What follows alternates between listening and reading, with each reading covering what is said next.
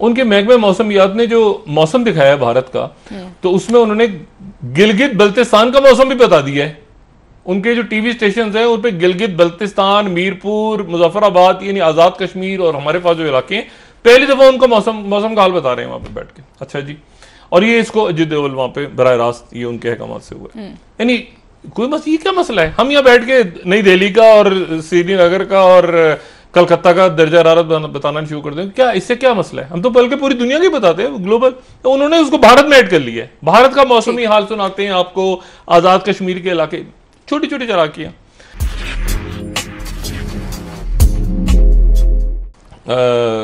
तनाव है पाकिस्तान और भारत का। इस तनाव को मैं देख रहा हूं चाइना और अमेरिका के तनाजुर में और खित्ते के तनाजुर में, पूरे खित्ते के। और मैं ये बात हमेशा कहता रहता हूं कि अब पाकिस्तान में जो भी तब्दीलियां आएंगी वो खित्ते के वाक़यात और जो दुनिया के वाक़यात हैं, वो चूँकि पाकिस्तान बिल्कुल दरमियान में इस वक्त जो है, वो सुपर पावर्स के बिल्कुल सेंटर में, पॉलिटिकली भी, जोग्राफियाई अंदाज में भी, ताकि तो जो भी फैसले होंगे बड़े, उसमें पाकिस्तान नज़रअंदाज नहीं हो सकता। अच्छा, अब पाकिस्तान जो है उसमें आप ये देखें कि ये जो तनाव पाकिस्तान का और भारत का बढ़ रहा है, और जो वज़ीर आज़म पाकिस्तान की तरफ से बात हुई कि जी आप, जब उन्होंने हलफ उठाना था तो उन्होंने कहा कि बहुत से मेहमान बुलाए, क्रिकेटर्स थे, वहाँ से शुरू करें ना, मोदी ने मना कर दिया। उसके बाद ये हुआ कि वो बढ़ता गया तनाव, बढ़ते बढ़ते ये हुआ कि वो कश्मीर के अंदर जो है वो, उसके बाद फिर 5 अगस्त हो गया। 5 अगस्त हुआ और वो दिन है और आज का दिन है। फिर उसके बाद दोहरी शहरियत, वो और हंगामे शुरू हो गए भारत के अंदर, साथ ही कोरोना वायरस आ गया। फिर उसके बाद जो 2-4 दिन हफ्ते में पिछले हुआ वो हम कल डिस्कस कर चुके हैं। लेकिन असल जो बात है वो ये है कि एक नई चीज़ कल सामने आई, और सामने मैंने आपसे कहा ना कि भारत छेड़खानी चाहेगा, वो छेड़खानी करना चाहे, कोई रीजन ढूंढेगा इस वक्त। उसकी वजह यह है कि अगर वो नहीं ढूंढता, अगर वो देखें ये सीपैक जो है चाइना का, ये बहुत अहम है अमेरिका के लिए भी, चाइना के लिए भी, पूरी दुनिया के लिए भी। कल भारत ने क्या किया जनाब, उनका जो महकमा मौसमियात है जो दिल्ली में बैठा है, छोटी छोटी चलाकियां, छोटी छोटी ये तो हम भी कर सकते हैं बैठ के, मेरा ख्याल से कर लेना चाहिए हमें। उनके महकमे मौसमियात ने जो मौसम दिखाया है भारत का, तो उसमें उन्होंने गिलगित बल्तिस्तान का मौसम भी बता दिया है। उनके जो टीवी स्टेशन हैं उन पे गिलगित बल्तिस्तान, मीरपुर, मुजफ्फराबाद यानी आजाद कश्मीर और हमारे पास जो इलाके हैं, पहली दफा उनका मौसम का हाल बता रहे हैं वहां पे बैठ के। अच्छा जी, और ये इसको अजीत देओल वहां पे बराह रास्त ये उनके अहकाम से हुआ। यानी कोई ये क्या मसला है? हम यहाँ बैठ के नई दिल्ली का और श्रीनगर का और कलकत्ता का दर्जा हरारत बताना शुरू कर दें, क्या इससे क्या मसला है? हम तो बल्कि पूरी दुनिया की बताते हैं, ग्लोबल। तो उन्होंने उसको भारत में ऐड कर लिया है। भारत का मौसमी हाल सुनाते हैं आपको, आजाद कश्मीर के इलाके, छोटी छोटी चलाकियां। अब मसला ये है, तो ये तनाव इंडिया बढ़ाना चाहेगा। अच्छा, इसमें अब 2-3 बातें इंपॉर्टेंट। पहली बात तो यह है कि ये मैं क्यों कह रहा हूं कि चाइना के लिए इस वक्त जो है, चाइना और अमेरिका जहां पे पहुंच गए हैं, वहां से पीछे नहीं हट सकते।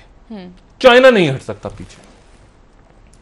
1919 में, यानी आप इस तरह समझें कि जब इनकलाब आया है रूस में पिछली सदी में, तो 1919 में 1917 में इनकलाब आ गया, जार वगैरह चले गए वहां से रूस को, और लेनिन आ गए, व्लादिमीर लेनिन आए, और लेनिन ने आके वहां पे मार्क्सिज्म को स्टार्ट किया। अब दुनिया तब्दील हो गई ना, मतलब सोशलिज्म, मार्क्सिज्म, ये लेफ्ट, पूरा एक नया ऑर्डर आया दुनिया में। और उसके बाद ये हुआ 1917 में वो आया, इनकलाब आ गया रूस का, और उसके कोई आप समझें कि 2 साल के बाद वहाँ 1919 में एक मई 1919 की एक मूवमेंट थोड़ी छोटी सी शुरू हुई, लेकिन उसको बाकायदा शक्ल दी वो 1921 में दी गई, जुलाई 1921 में। हालांकि उसको हम अक्टूबर रेवोल्यूशन या उसको जो भी नाम देते हैं, लेकिन यह है कि वो 1921 में ये हुआ कि वहाँ पर चाइना में उस इनकलाब का असर चाइना में आ गया। चाइना में उस वक्त KMT की हुकूमत थी, नेशनलिस्ट पार्टी, ठीक है, उनकी हुकूमत थी। और ये जो चीन है, ये चीन तो पीपल्स रिपब्लिक ऑफ चाइना है ना, उस वक्त रिपब्लिक ऑफ चाइना था। ठीक। उस वक्त इसका नाम रिपब्लिक ऑफ चाइना था। तो ये जो मुल्क है, यहां पर 1921 में कम्युनिस्ट पार्टी की बुनियाद डाली। एक कॉन्फ्रेंस हुई जुलाई के अंदर, जुलाई 1921 में, और उसमें दो बड़े नजरियाती किस्म के लोग थे, एक तो द्यूवाइफ चैं और एक लाई दाइजोहो। ये लोग बैठे और इनके साथ इनके कुछ 40-50 दोस्त थे। इन्होंने एक मीटिंग की और कम्युनिस्ट पार्टी ने जन्म ले लिया जुलाई 1921 में। ठीक। उसके बाद ये हुआ कि वहाँ पे केएमटी के सदर, जो केएमटी का चेयरमैन था, उसकी डेथ हो गई, और उसके बाद जनाब ये कम्युनिस्ट पार्टी गुरीले इधर उधर 1900 ये कोई मेरे ख्याल से 27 में शायद वहाँ पे एक नया नौजवान कमांडर आ गया, उसका नाम था माओ तुंग, ठीक है, माओ, चेयरमैन माओ। उसके बाद वो जनाब एक अंदरूनी तौर पे उनकी एक महाजराई शुरू हो गई। ठीक। चाइना के साथ था उस वक्त अमेरिका, अंदाजा लगाएं, चाइना के साथ अमेरिका था उस वक्त का। जो चीन है उसके सबसे बड़ा इत्यादी अमेरिका है। ठीक। और चीन की दुश्मनी जापान से, जापान जो है ना उसको तंग कर रहा है। खैर वो चलता गया, ये कम्युनिस्ट मूवमेंट चलती रही, फिर ये लॉन्ग मार्च हो रहे हैं, छापा मार कार्रवाइयां हो रही हैं, चलते गए जंग अजीम आ गई, दूसरी जंग अजीम आई तो जापान ने हमला कर, चाइना के साथ अटैक हो गया। चाइना का इत्यादी था अमेरिका। फटे वटे चलते रहे, सब कुछ होता रहा, ये वो दांगे में आ गया पीछे। खैर वो खत्म हुई, जंग अजीम जैसे खत्म हुई तो इस दौरान उसके फौरन बाद कम्युनिस्ट पार्टी को संभाल लिया चेयरमैन माओ ने, और जबरदस्त करके रख दिया केएमटी को, जो वहां पे अमेरिकन इत्तेहादी हुकूमत मौजूद थी, रिपब्लिक ऑफ चाइना की। और लॉन्ग मार्च, और ये लॉन्ग मार्च वहीं से निकला है ना चाइना का, इस पर और भी बात कभी करेंगे। खैर वो कूट के वो खुश होते थे, इधर खत्म हो गया, वो मारा गया, ऐलान करते थे माओ मारा गया, माओ उधर से निकल आता था, उस खेत में से निकल आया, फिर उधर से निकल आया, उधर तो करते करते 1949 में चीन जो है वो आजाद हो गया केएमटी से। ठीक। और रिपब्लिक ऑफ चाइना बन गया पीपल्स रिपब्लिक ऑफ चाइना, जो कि आज मौजूद है।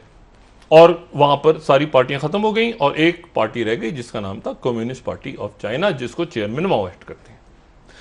यह वाकया है 1921 की कम्युनिस्ट पार्टी 1921 में बनती है, 49 में आजादी हासिल करती है।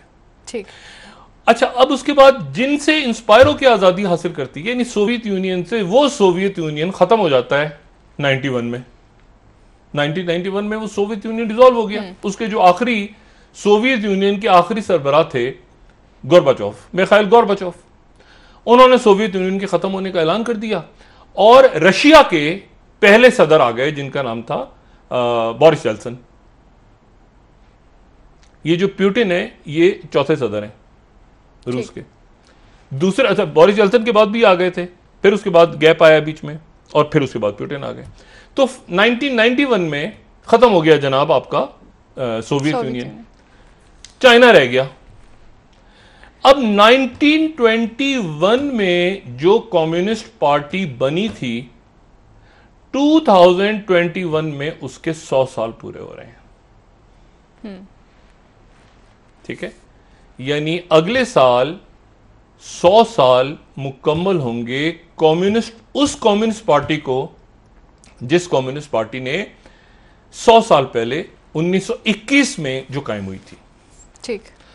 और अगले साल 30 साल मुकम्मल होंगे जो 1991 में सोवियत यूनियन कोलैप्स हुआ था।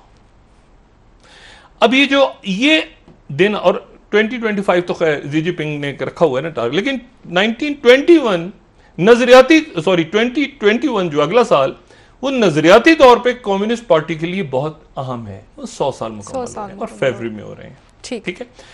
अब ये जो पूरा अरसा है, इसमें वो चाइना जो नए सिस्टम की बात करती है कम्युनिस्ट पार्टी, वो जो बात करती है कि हम डॉलर्स को नहीं मानेंगे, वो जो बात करती है कि पूरी दुनिया के अंदर पुराने चीन को, वो जो चीन में जिसने सदियों तक, जहाँ पे इल्म का जो गहवारा था, जहाँ पे सब कुछ साइंस होती थी, जहाँ पे मेडिसिन होती थी, जहाँ पे एक कल्चर होता था, वो चाइना जो है, उस चाइना को वो रिवाइव करने आ गए। दरमियान में एक मत मारी गई थी अमेरिका की 2001 में। एक दो वाकयात हुए 2001 के आखिरी 3-4 महीनों में। एक तो वाकया ये हुआ कि 9/11 हो गया, जो कि एक अलमनाक वाकया, वॉर ऑन टेरर शुरू हुई। लेकिन दूसरा वाकया ये हुआ कि दिसंबर में चाइना घुस गया WTO में, और उसको घुसाया किसने? अमेरिका ने, क्योंकि चाइना ने हमायत कर दी थी वॉर ऑन टेरर की। चुप, चीनियों का काम है चुप करके काम करते हैं अपना, ज्यादा बोलते नहीं है।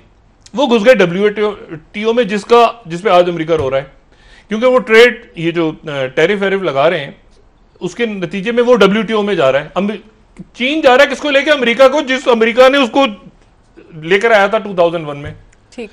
और जिसके नतीजे में आपको ये आईफोन मिलता नजर आ रहा है, बन रहा है, कोई चीन में, कोई ये बन रहा है, कोई पूरी दुनिया में जो चीन की ट्रेड बढ़ी है।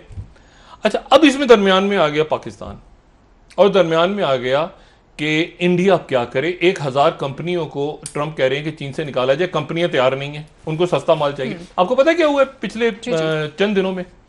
पूरे मशरिक वस्ता में जो बनास्पति चावल इंडिया से जा रहा था, वो सारे ऑर्डर्स पाकिस्तान की तरफ डाइवर्ट हो गए। 59% ऑर्डर्स जो हैं अब मशरिक वस्ता के बासमती चावल के, वो पाकिस्तान की तरफ आ गए हैं। ठीक, सही। तो ये, अच्छा, अब इसमें मैंने आपसे जैसे ये कहा कि इस नक्शे को अगर आप टाइम को देखें जो उन्होंने टाइम लगाया है, तो उसमें उन्होंने गिलगित बल्तिस्तान को भी जोड़ दिया।